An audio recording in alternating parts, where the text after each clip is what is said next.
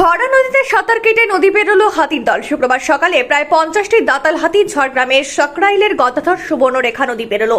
স্থানীয় সূত্রে জানা গেছে, গভীর রাত্রে এই হাতির দলটি সকরাইলের গদাধর এলাকায় প্রবেশ করে বেশ কিছু এলাকায় তাণ্ডব চালায়। আজ সকালে হাতির দলটি সুবর্ণরেখা পেরিয়ে নয়াগ্রাম ব্লকে ঢোকে। এই সময় সুবর্ণরেখা নদীতে ভরা জল, সেই ভরা নদীতেই সাঁতার করে পেরিয়ে গেল হাতির দলটি। জানা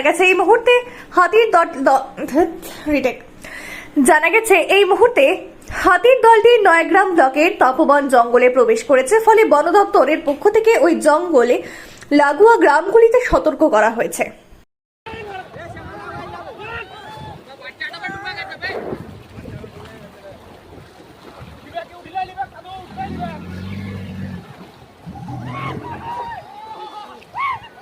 ओ भाई क्या मिया ओ भाई ओए